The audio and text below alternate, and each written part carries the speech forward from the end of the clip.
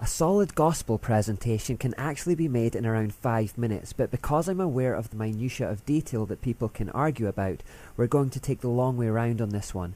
And we're going to start our investigation by remembering that the moral law comes from God. It is eternal, perfect, and true, and we can represent that, as usual, with a long, solid, straight line. Because the moral law comes from God, it is eternal and unchanging, hence the 2 arrows on the end. In fact, we could call it God's law. He underpins it and defines it. Now, in the previous section, we learned that the moral law tends to underpin the civil law of a nation. So because I live in Great Britain, I am currently subject to the civil laws of Great Britain, and the civil laws of Great Britain are generally speaking underpinned by the moral law. So because God's moral law has always said that murder is wrong, the British civil law that sits on top of it states that murder here is illegal. The moral law has always said that stealing is wrong, so therefore the British civil law that sits on top of it states that theft here is illegal. Now, if Great Britain as a political entity suddenly ceased to exist, the civil laws that govern this island would also cease to exist. But would that suddenly make murder on this island morally acceptable? Of course not, because as our chart shows, even though the civil law of Great Britain disappears, the moral law that underpinned it would remain. There would no longer be a British police force or judiciary system to prosecute me and put me in jail, but I would still ultimately be responsible to God, and it would still be morally wrong to murder. Murder was morally wrong before the British government existed, and it will be morally wrong even if it stops existing. You see, the civil laws of a nation are temporary, come and go, can be changed and die when the nation does, but the moral law in which they're founded are as eternal and unchanging as God himself. So here's a key point.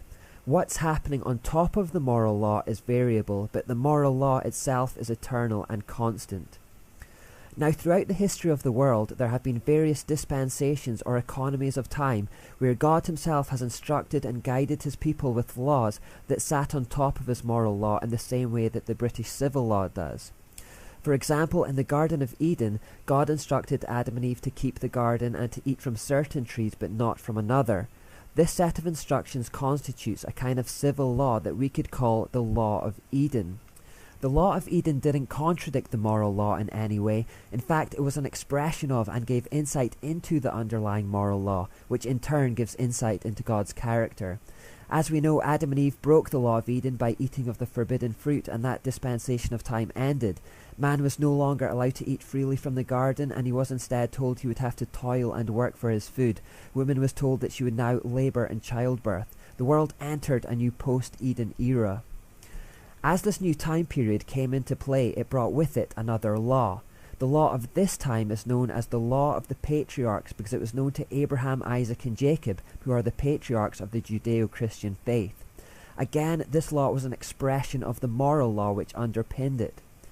Not much is known about this law, but some of the instructions were not to eat blood, not to commit murder, not to allow a murderer to live, and to be fruitful and multiply.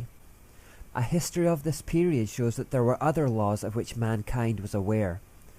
After the fall of Adam and Eve in Eden, God was looking to create a righteous nation through whom he could execute a plan of redemption for the world, a plan that would culminate in Jesus Christ. As he was looking around for a man to become the patriarch of this new nation, his eye settled on Abraham. God came to Abraham and made an eternal covenant with him. A covenant is basically a binding oath or promise, a bit like marriage vows where people promise to love one another eternally and unconditionally. Now, this covenant had 3 parts. 1. God promised to give Abraham and his descendants a land that would be theirs for all time. Number 2. God promised that those same descendants would become a great nation made up of a multitude of people as numerous as the stars. Number 3, God promised that this nation would be blessed and that they would be a blessing to the world. He went further and said that anyone who blessed Abraham's offspring would be blessed themselves, and anyone who cursed them would be cursed. Abraham's son was called Isaac and his son was called Jacob.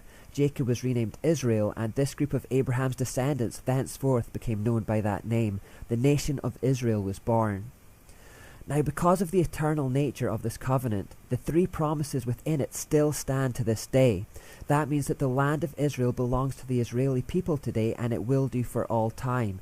It means that the people of Israel will always exist, despite the best attempts of hostile neighbours and dictators to exterminate them. It also means that people who bless Israel will be blessed, and people who curse Israel will be cursed even today.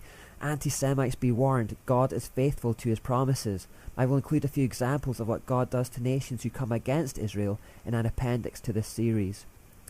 But before we get off track with that, the main point I want to make here is that God made this covenant with Abraham in the first place because he had been so obedient to God's laws. God said, I will do this because Abraham listened to me and obeyed all my requirements, commands, regulations, and laws. Now after Abraham, Isaac, and Jacob came his son, Joseph. Everyone knows the story of how Joseph was sold into slavery by his brothers and how he ended up in Egypt. There he rose to become the country's prime minister, and it was during those years in Egypt that Israel really began multiplying. After many generations, they had multiplied so much that Pharaoh, the ruler of Egypt, began to feel threatened by them and tried to enslave them.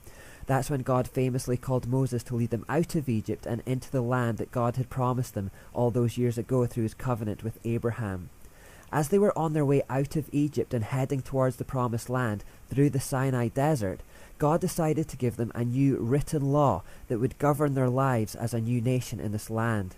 Moses wrote these laws down, and therefore it is known as the Law of Moses, or the Mosaic Law. A new dispensation of time was in effect. Now the most famous part of the Law of Moses is the 10 Commandments, which were given to Moses on Mount Sinai. Pretty much everyone knows about them, even if just through the Cecil B. DeMille movie starring Charlton Heston, and they help to form the moral heart of the law. But the whole law was actually far more extensive than just 10 commandments. There were actually 613 rules altogether. 365 of them were negative, in other words, thou shalt nots, and 248 of them were positive, in other words, thou shalts. Within these 613 rules, some were moral, some were ceremonial, and some were social. In other words, this law was to govern every single aspect of life in the brand new nation of Israel in their new land. A bit like the British civil law does here. And just as the British civil law doesn't apply in Japan or Norway or Mexico or Canada, the law of Moses did not apply anywhere else either. It was for the people of Israel and their brand new country only. God was in effect the theocratic king of the nation-state of Israel now. At this early stage they had no human king, and as head of state, God was giving a written law for his people to live by in their new country, just like a human king would have done. This law was signed off with a new covenant from God, but unlike the eternal Abrahamic covenant, this one was finite and conditional. It told the people that if they obeyed the law in their new country, they would experience a threefold blessing of prosperity, health, and safety. However, if they disobeyed the law that he'd given them, they would experience a threefold curse of poverty, sickness, and terror. For as long as the law of Moses existed, these promises would be in effect.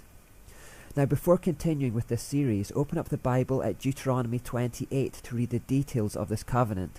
We'll be picking it up again later on. The law of Moses governed Israel's spiritual life, social life, and economic life for the rest of the Old Testament period, right up until the death and resurrection of Jesus Christ. And when you read the words the law in the Bible or hear a Christian talking about the law, this is almost always what's being referred to, the law of Moses.